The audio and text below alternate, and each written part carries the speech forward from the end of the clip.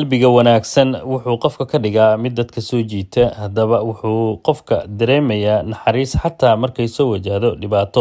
Laakiin mararka qaar waxay naxariistaada ku geysaa meel aadan ka filaynin. Bill Ray oo ah tuugsade wuxuu qof dumara ka caawiyey inay hesho faraantigeeda guurka, asagoona ogeyn ficilkan aan hadda faa'iidada u lahayn inuu noloshiisa siyaabo badan oo kala duwan u caawin doono.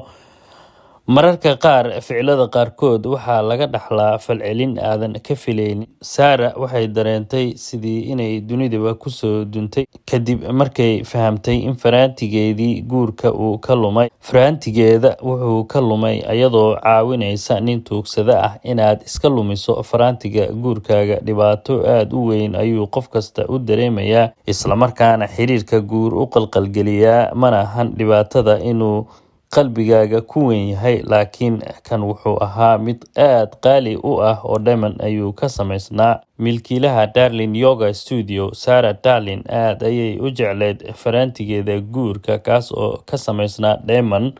Inay iska lumisana wuxuu khatar ku ahaa xiriirka guurkeeda, waa siday aaminsaneyd. Haatanse faraantiga waa maqan yahay. Waxay ahayd markii ugu horeysay oo ay iska siibtay tan iyo markii la guursaday, kadib markay farta ka dhaawacantay. Waxayna gelisay faraantiga boorsadeeda si ay u xafido ilaa farteeda ka caafimaadayso, iyadoo u haysatay meesha kaliya ee lagu xafidi karo inay boorsadeeda gacanta tahay.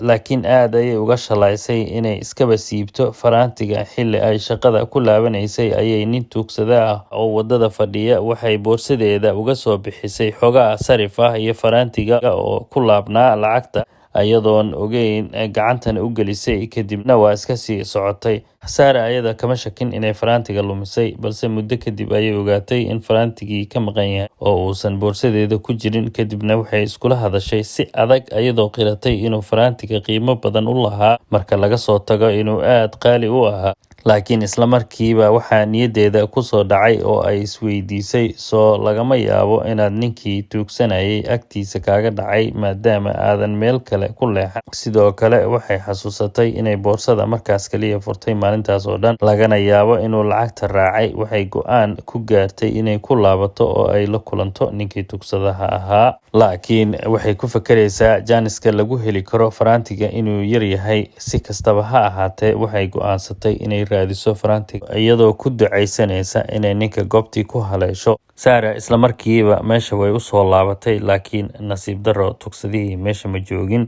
Waxayna isweydiisay inay tuugsadihii dib u arki doonto, oo rajadii waa soo yaraatay oo gurigeedii ayay u laabatay iyadoo niyad jabsan. Isla markaana waxay iyadoo ooynaysa u sheegtay arrintii ninkeeda oo guriga joogay. Laakiin ninkeeda Bill wuxuu kula taliyey inay ninka ka raadiso isla meesha ay kula kulantay.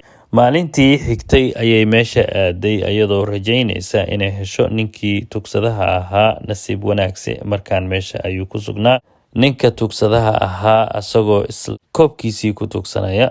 Weligay qof uguma farxin sidaan ugu farxay tuugsadahan aragtidiisa. Sidaas waxaa yiri Sarah oo markaan faraxsan si degdeg ah ayay u weydiisay su'aal ahayd ma i xasuusataa. Intuusan ninkii jawaabin ayay u raacsiisay, waxaan kugu iloobay shay agteeda qaali ka ah.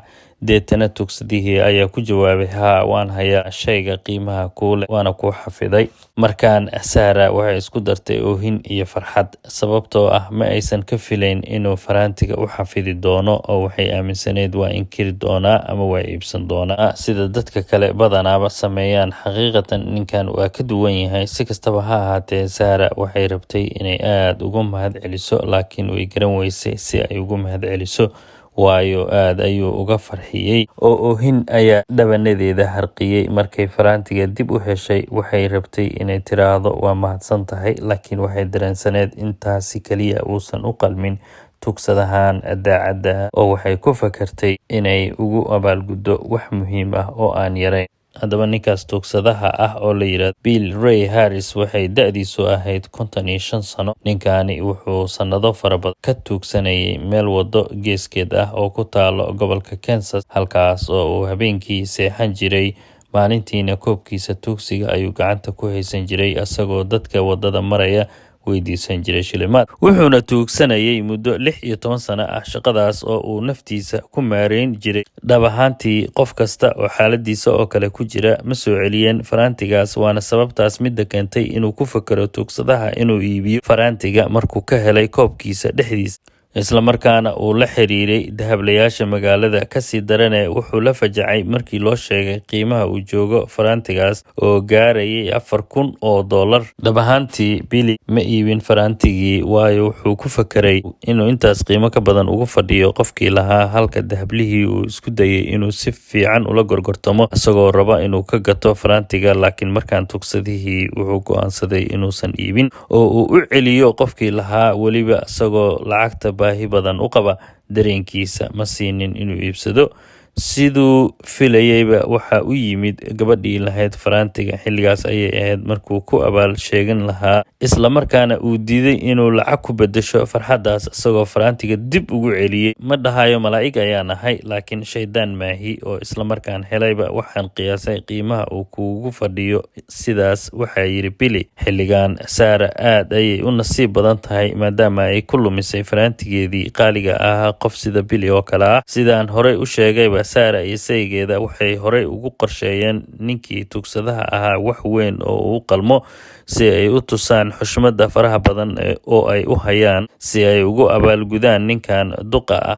Sababtoo ah waxay damceen inay u caawiyaan siduu u caawiyey Sarah, oo ay ogaayeen inuu si daran ugu baahan yahay caawi. Kadib fakar fara badan, lamaanaha waa Sarah iyo saygeeda waxay u sameeyeen fundraiser ama lacag aruurin sidaad u taqaanid. Waxay u sameeyeen funding page la yiraahdo, lacagaha loogu ururiyo dadka dhibaataysan, iyagoo ujeedkoodu ahaa inay u ururiyaan $1,000 kaliya. Marka loo eego, lamaanaha waxay aaminsanayeen inuu $1,000 daacadnimadiisa ku kasbaday. Lamaanahan sheekadii ayay internetka kula qaybsadeen dadweynaha caalamka, iyadoo falcelinta dadweynaha ay noqotay hadallo ay ku ammaanayaan tuugsadihii, isla markaana ay ugu deeqayaan lacago si isdaba joog ah. Sarah iyo saygeeda waxay u abuureen page-ka si ay ugu ururiyaan lacag ku filan oo uu cunto ku cuno, dhar cusubna ku gato. Balse Billy waxaa soo casuumay nasiibkiisa. Lacagihii si isdaba joog ayay usoo dhacayeen oo muddo 3 bilood gudahood ayuu ku helay $190,000 oo ay ugu deeqeen dad gaaraya 8,000 oo qof oo u qashuucay deeqsinimadiisa, isla markaana tiifiyada dhan laga sii daayay warbixintiisa iyo muuqaaladiisa. Nolosha wixii aad hesho waa kaa dhammaadaan Billy. ficiladaada wanaagsan, inkastoo aad baahneed, waxay caddeeyeen in bini'aadamnimadii adduunka ku harsan tahay. Waxaadna tahay tusaale ifaya. Waxaa sidaas u soo qoray qof ku nool London.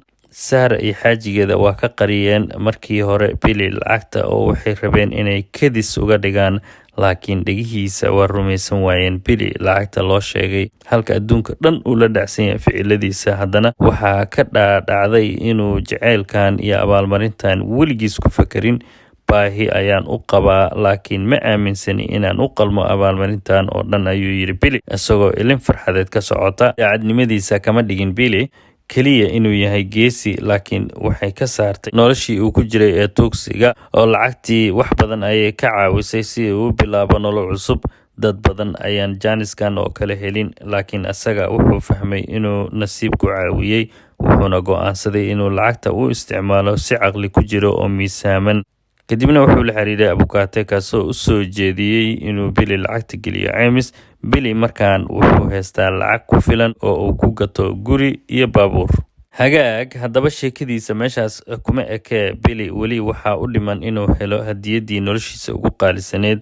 Kadib markuu helay magac iyo lacag, Billy wuxuu dib u helay qoyskiisa oo ay kala lunsanaayeen 16 sano ee u dambeysay, ayagoo ka arkeen tiifiyada. Familka Billy waxay aaminsanaayeen inuu Billy dhintay mar hore, balse waxay farxeen markay ka arkeen tiifiyada. Aad ayaan ugu farxay markaan ogaaday inuu nool yahay walaalkay Billy. Waan ogaa isla asaga inuu yahay, isla markaan arkayba waan isku ooynay, sababtoo ah waan isku faraxnay markaan ishelnay oo muddo badan ayuu naga maqan yahay, ayay dhahday walaashiis Robin. Billy qudhiisa xidigaha ayuu ka kormaray markuu arkay walaashiis mar labaad. Waan ku faraxsanahay inaan mar kale isla xiriirnay. Xaqiiqadii aniga waan ka walwalsanaa sidee ayaga iga walwalsanaayeen. Sheekooyin badanna waa la isla dhex marayay oo ahayd inaan dhintay aniga. Billy Ray hadda si joogto ah ayuu la xiriiraa qoyskiisa.